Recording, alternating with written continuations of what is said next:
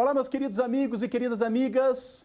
Etapa final do programa Saber Direito. Sou Fabiano Melo e durante toda essa semana discutimos sobre a Constituição Ecológica, as normas ambientais na Constituição de 1988. Nesse programa, Saber Direito Responde, estamos recebendo duas alunas aqui de Brasília e vamos responder as perguntas que foram encaminhadas pela internet. Vou apresentar, então, as acadêmicas que estão conosco no Saber Direito Responde. Luísa, acadêmica de Direito aqui em Brasília, e Gabriela, acadêmica de Ciências Biológicas. Vou começar, então, as nossas perguntas com a acadêmica de Direito, Luísa. O modelo desenvolvimentista de 1970 gerou transformações no meio ambiente. Sendo assim, essas transformações configuraram discussões tanto na esfera nacional quanto na internacional, conduzindo o surgimento de um novo comportamento ecológico das comunidades internacionais e refletiram na efetiva constitucionalização da proteção ambiental no Brasil. Tendo em vista que o meio ambiente ecologicamente equilibrado se tornou um direito fundamental, qual a sua definição? A pergunta da Luísa entra num ponto central da nossa disciplina Direito Ambiental. Ela faz uma menção ao âmbito internacional e nacional com a constitucionalização do direito ambiental. Mas antes, eu quero retomar a discussão de quando é que surge o direito ambiental na esfera internacional. O pontapé, o marco inicial, é a Conferência Mundial sobre Meio Ambiente Humano, que foi realizada em 1972 em Estocolmo, na Suécia. Conferência essa patrocinada pelas Nações Unidas. A partir deste momento, o meio ambiente entra no tabuleiro internacional, passa a ter importância nas discussões econômicas, sociais e culturais. Mas durante a realização desta conferência, em Estocolmo, tivemos aí dois grupos de países. De um lado, os países preservacionistas, sobretudo os países do primeiro mundo, que falavam aí do exaurimento dos recursos naturais, preocupado com a explosão demográfica. E, por outro, o grupo dos países desenvolvimentistas. Países como o Brasil, que alegavam que os países do primeiro mundo tinham exaurido seus recursos naturais e agora tentavam limitar, restringir o desenvolvimento desses países. Então, esse embate entre preservacionistas e desenvolvimentistas ocorreu nesta conferência da ONU e até hoje nós temos essa discussão entre aqueles que querem preservar e aqueles que querem desenvolver. Mas essa conferência mundial, ela editou uma declaração, que é a Declaração de Estocolmo de 1972, que colocou o meio ambiente no rol dos direitos humanos. Na década seguinte, na década de 80 do século passado, tivemos então aí a constitucionalização do direito ambiental, quando o nosso texto constitucional de 5 de outubro de 1988 colocou o meio ambiente como um direito fundamental. Aparece no rol dos direitos humanos em 1972, em Estocolmo, Suécia, na primeira Conferência Mundial sobre Meio Ambiente Humano. Tivemos outras, Rio 92, Rio +10, Rio +20, mas na década seguinte, o Constituinte colocou o direito ao meio ambiente ecologicamente equilibrado como um direito fundamental. Essa discussão, longe de estar superada, continua. O embate entre preservacionistas e desenvolvimentistas, até hoje. Vamos agora a uma pergunta que foi encaminhada pela internet. Eu sou a Águida, estudante do 6º semestre da Faculdade de Direito da PUC. Moro em Poços de Caldas, Minas Gerais. Eu pretendo seguir a carreira de advogada. E sobre o direito ambiental, a minha questão para o professor Fabiano Melo é a seguinte: o que levou o Brasil a incluir a questão ambiental em sua Constituição apenas no ano de 1988? Em convergência com a pergunta anterior formulada pela Luísa, a Águida, de Poços de Caldas, aluna da PUC, pergunta por que só em 1988 foi constitucionalizado o direito ambiental. Ora, porque as questões ambientais são relativamente recentes. Como eu disse, só a partir de 72, 1972, é que nós tivemos aí a ONU com uma conferência preocupada com as questões ambientais. Até então, era de forma muito esparsa, por essa razão. Tanto que em 1981, o Brasil editou a sua Política Nacional do Meio Ambiente, a Lei 6.938 de 1981. Em 88, veio a constitucionalizar. O desafio hoje é manter e dar efetividade ao meio ambiente ecologicamente equilibrado. Agora, vamos aí à pergunta formulada pela acadêmica Gabriela, de Ciências Biológicas. No artigo 182 e 225 da Constituição, é tratado sobre desenvolvimento urbano. No panorama geral, como o senhor vê os impactos causados devido à grande expansão urbana? Gabriela, sua pergunta versa sobre direito ambiental e direito urbanístico. Nós, Brasil, somos um país eminentemente urbano. Mais de 80% da nossa população vive nas cidades. Aliás, o mundo é urbano e nós precisamos refletir sobre os impactos da urbanização sobre o meio ambiente. Agora, é importante relacionar que meio ambiente, Gabriela, não é exclusivamente uma discussão sobre meio ambiente natural. Não é só a fauna, a flora, a atmosfera. Não, meio ambiente acontece onde? Nas cidades, no nosso dia a dia, no nosso cotidiano. Por isso que nós temos aí o meio ambiente urbano, o meio ambiente artificial. O grande desafio neste momento é podermos aí articular cidades sustentáveis, cidades que possam ter mecanismos de ecoeficiência, cidades que pensem na qualidade de vida dos seus cidadãos e também possam aí minimizar, repensar e minimizar o uso dos recursos ambientais. Exemplo, água, recursos hídricos. Se não tivermos políticas públicas específicas para o uso, para a utilização da água, não só para a população, mas também pelas atividades econômicas, esse é um problema a ser enfrentado no âmbito das cidades. Afinal, a água está presente em absolutamente tudo e pouco refletimos sobre essa questão, Gabriela. Qual é o desafio? Pensar o desenvolvimento sustentável no âmbito das cidades. Isso passa necessariamente pela elaboração de políticas públicas por todos os entes, União, Estados-membros, municípios, o próprio Distrito Federal, políticas que possam aí congregar as questões ambientais com os desafios que nós temos no ambiente urbano. Eu só citei aqui recursos hídricos, mas poderia citar também saneamento básico, que é uma questão central e muito pouco discutida no âmbito do direito, infelizmente. Vamos agora a uma pergunta formulada pela internet, encaminhada pela internet. Vamos lá. Me chamo Davi Massarelli, sou estudante do 10º semestre da Universidade Católica de Santos. Dentre as áreas de direito, pretendo seguir a carreira de tabelião de notas. Sobre direito ambiental, gostaria de saber do professor Fabiano Mello qual o impacto dos princípios de direito ambiental que emanam da Constituição Federal na legislação infraconstitucional.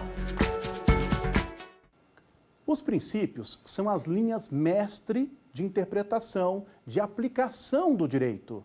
A nossa Constituição trouxe uma série de princípios. Ora, toda a elaboração de leis, a sua interpretação, a execução por intermédio de políticas públicas passa necessariamente pelos princípios ambientais. Qual é o principal princípio que nós temos? O meio ambiente ecologicamente equilibrado como um direito fundamental de terceira dimensão. Temos também o princípio do desenvolvimento sustentável, que é compatibilizar as atividades econômicas com a proteção ao meio ambiente. O princípio da prevenção. O que é prevenção? Agir antecipadamente. O princípio da precaução, dentre outros. Quando o legislador está elaborando aí os diplomas legais, ele deve pensar e se orientar a partir dos princípios do direito ambiental. São a viga mestre, o arcabouço da legislação que nós temos. Então, o princípio, eu sempre recomendo aos alunos o estudo obrigatório, assim, de início, dos princípios. Ali você consegue compreender a dinâmica de uma disciplina. E não é diferente com o direito ambiental. Agora vamos à pergunta da acadêmica Luísa, aqui de Brasília. De que forma a preservação do meio ambiente constitui um elemento de realização do princípio da função social da propriedade? A pergunta da acadêmica Luísa versa sobre o princípio da função socioambiental da propriedade. Sem esse princípio, não é possível discutir o desenvolvimento sustentável. Ora, a Constituição de 1988 garantiu o direito de propriedade. Artigo 5º, inciso 22. Só que no inciso 23, a propriedade deve cumprir o quê? A sua função social. A função social da propriedade. Então, a Constituição, ela publicizou o conceito de propriedade, tanto a propriedade urbana quanto a propriedade rural. E toda propriedade tem obrigações positivas e negativas. Toda propriedade tem uma obrigação de fazer e não fazer. Não fazer o quê? Não poluir, não degradar, não desmatar. Obrigação de fazer uma vedação acústica, se eu quero emitir um pouquinho de barulho na área urbana. Se eu tenho uma área que está degradada, eu tenho que recompor. Obrigação de fazer. É importante compreender o que significa função social. Aonde há função, há deveres. Então, eu sou o proprietário de um imóvel urbano e rural, há uma série de deveres que eu devo cumprir. E ao cumpri-los, eu vou poder exercer plenamente o meu direito de propriedade. Como é que eu sei que eu estou cumprindo a função social da propriedade urbana ou ainda da propriedade rural? A propriedade urbana passa necessariamente pelo plano diretor. Cidades com mais de 20 mil habitantes devem possuir obrigatoriamente plano diretor. Já a propriedade rural é observar as prescrições do artigo 186 da nossa Constituição. Lá tem o aspecto econômico, os aspectos sociais e, claro, o aspecto ambiental. Esse princípio, o princípio da função socioambiental da propriedade, precisa ser discutido ainda mais, porque se você não tiver condicionamentos à propriedade, é claro que você não consegue ter as áreas ambientais, os espaços especialmente protegidos. Princípio fundamental, não só para a nossa disciplina, mas também para o direito civil. Só para exemplificar, se você quiser aprofundar, o artigo 1228, parágrafo 1º do Código Civil, vai falar da função social da propriedade. Vamos fazer o seguinte, uma pequena pausa, vamos para o intervalo e no retorno vamos continuar respondendo as perguntas aqui das nossas amigas aqui de Brasília e que foram enviadas por você pela internet.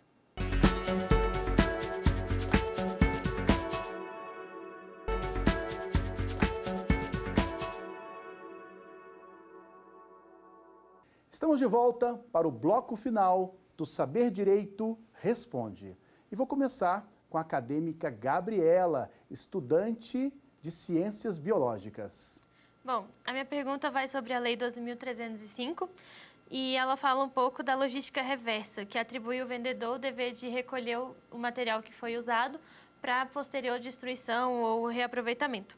Como o senhor acha que pode ser feita uma legislação para que mudar o cenário? Porque hoje a gente não tem muitas empresas que fazem esse recolhimento. Pois bem, a pergunta da Gabriela versa sobre a Lei 12.305 de 2010, que instituiu a Política Nacional de Resíduos Sólidos. E, em especial, ela fez menção à logística reversa. O que é a logística reversa?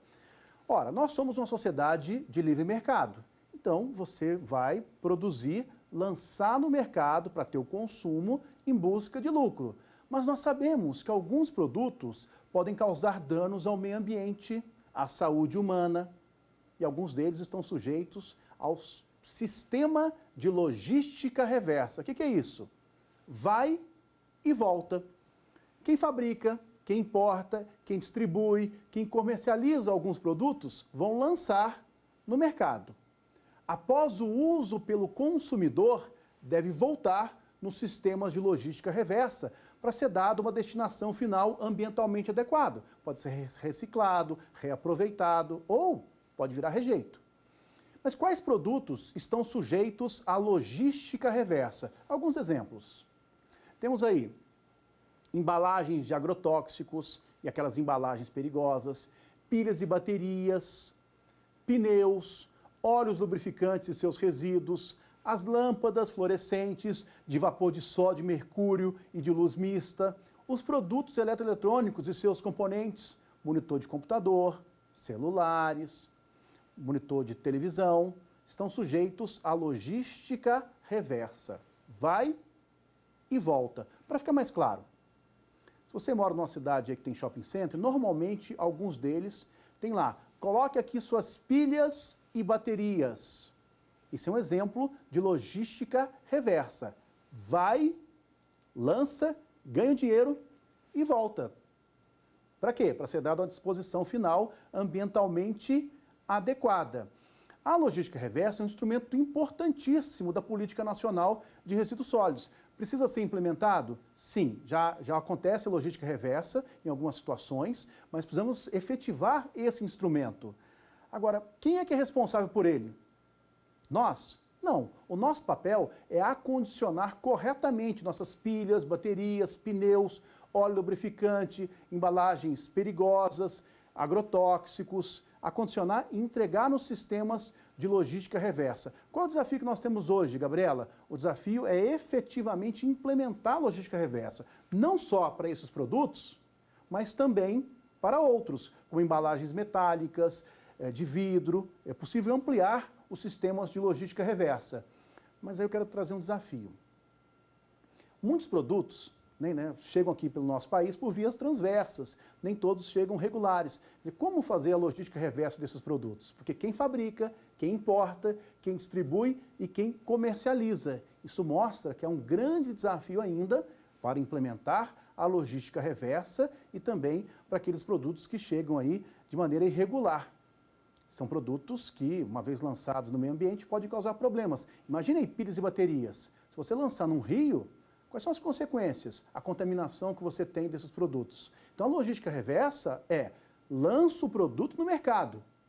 Após o uso pelo consumidor, trago de volta para ser dado uma destinação. Uma derivação dessa discussão é a responsabilidade pós-consumo. O que é responsabilidade pós-consumo? Ora, quem lançou esse produto e se não instituiu o sistema de logística reversa, ele pode ser eventualmente responsabilizado por um dano ambiental. Responsabilidade pós-consumo. É mais amplo, mas é um exemplo para que você visualize dentro da logística reversa. E aí precisa ter incentivos às empresas também para trabalhar a destinação final dos resíduos sólidos. Uma diferença importante, resíduo sólido é tudo que nós temos em sociedade. Qual que é a diferença entre resíduo e rejeito? Rejeito é um resíduo também. O gênero é resíduo sólido. Mas aquele resíduo sólido que não dá mais para tratar, que não dá mais, não tem solução técnica ou economicamente viável, ele se transforma em rejeito. O resíduo sólido, que não dá mais para tratar, se transforma em rejeito, e esse que vai para o aterro. Só vai para o aterro o rejeito. Resíduo não, porque o resíduo eu posso, nas etapas anteriores, eu posso reciclar, reaproveitar, tratar. Mas quando aquele resíduo já não dá para fazer mais nada, ele se transforma em rejeito. E o que vai para o aterro? Rejeito. E agora vamos responder uma pergunta da nossa acadêmica Luísa. O senhor poderia falar um pouco sobre a crise hídrica e os instrumentos ambientais para o uso da água? Bom, a pergunta da Luísa versa sobre a crise hídrica. Alguns estados passaram por essa crise hídrica recentemente. Brasília, inclusive, aqui no DF, o estado de São Paulo, o estado de Minas Gerais, vários estados do Nordeste. A crise hídrica é uma crise de gestão, não tem a menor dúvida.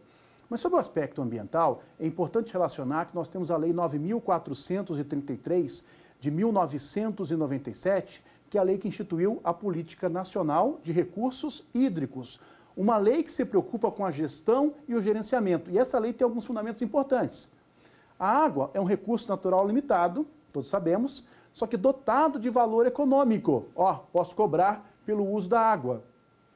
Isso é importante relacionar. A água é um bem dotado de valor econômico. É um bem de domínio público, não tem água privada, é público. Por isso, a gestão passa pelo poder público. Toda atividade, o insumo dela, a água é insumo de processo produtivo, da indústria, da agricultura, de qualquer setor. E essa política nacional traz um instrumento importante, que é a outorga de direitos de uso de recursos hídricos. O que é essa outorga? Toda vez que vai mexer com a quantidade, a qualidade ou regime jurídico de um corpo d'água, o poder público tem que conferir o quê? Uma outorga. O que é essa outorga? É uma autorização para que eu possa utilizar água, para que eu possa fazer a captação na minha lavoura, se estou na agricultura, da minha fábrica. Essa outorga tem que ser um instrumento utilizado para racionalizar o uso da água, para garantir o acesso efetivo a todos. Essa outorga é um instrumento importante. Então, o que acontece? Nós vamos ter que começar a cobrar cada vez mais pelo uso da água, justamente, primeiro, para ter a racionalização e mostrar o valor econômico. Porque se eu não estou cobrando pelo uso da água, qual que é a tendência? Uma superexploração. E com ela, a escassez desse bem tão fundamental. Só que não passa tão somente por nós, né, usuários aqui, domiciliares, né, de abastecimento público. Passa também pelo setor produtivo, de ter uma racionalização no uso da água. Essas campanhas que dizem assim, olha, tome banho um tempo mais curto, mais limitado, perfeito, ótimo, mas é somente uma pequena parcela do problema. Passa por termos aí uma utilização pelo setor produtivo e que o poder público evite, entre outros, aí, o desperdício e fatores que estão aí correlatos. Vamos então a mais uma pergunta que foi encaminhada pela internet. Professor, em minha segunda pergunta, gostaria de saber quais os entraves para a responsabilização de pessoas jurídicas por danos ambientais. A pessoa jurídica que causa um dano ambiental pode ser responsável na esfera civil, penal e administrativa. A grande novidade, sem dúvida, que nós temos aí é a responsabilidade penal da pessoa jurídica. Isso é polêmico. Tem muitos doutrinadores, muitos juristas que são contrários. Contudo, julgados do STJ e do STF reconhecem a responsabilidade penal da pessoa jurídica. Agora, será que esse instrumento é efetivo? Eu, particularmente, sou um pouco crítico. Porque qual é a sanção que é aplicada a uma pessoa jurídica por crimes ambientais? Multa, restritivo de direitos e prestação de serviços à comunidade. Ora, a multa penal não se equivale à multa administrativa. Eu acho que esse instituto ele é muito tímido, ele não toca no cerne do problema. Já na esfera administrativa, se o aspecto é pecuniário, é a multa administrativa pode chegar até 50 milhões. 50 milhões de reais. É efetiva? Bom, aí é outra questão. Mas na esfera administrativa, da responsabilidade administrativa, os órgãos ambientais têm uma série de instrumentos para poder responsabilizar, para poder fiscalizar as pessoas jurídicas, para evitar que tenha a ocorrência de danos ambientais. Isso sem prejuízo da responsabilidade civil, que é a obrigação de reparar os danos causados ao meio ambiente. Nós temos aí uma tríplice responsabilidade. Com todo respeito, acho que a penal é muito tímida, ela tem muito mais uma questão retórica do que efetiva na responsabilização penal da pessoa jurídica. A esfera administrativa tem o maior potencial, e isso sem prejuízo da reparação, que vai acontecer em face do Poder Judiciário, via de regra. Com essa resposta, vamos encerrando o Saber Direito Responde, agradecendo a Luísa, a Gabriela, a nossa equipe técnica e especialmente a você, que esteve comigo durante toda essa semana. Desejo aí de todo o coração sucesso e alegrias e o convite, o estudo do direito ambiental, que é estudar não só normas técnicas, mas estudar o nosso futuro, dos nossos filhos, dos nossos netos, esse compromisso com o meio ambiente, um compromisso com o futuro. Deixo a você o meu abraço. Ficou com dúvidas? Então mande um e-mail pra gente, saberdireito@stf.jus.br, ou entre em contato pelo nosso WhatsApp. O número é este que aparece na sua tela. Você também pode estudar pela internet. Acesse tvjustiça.jus.br ou reveja as aulas no nosso canal do YouTube, TV Justiça Oficial.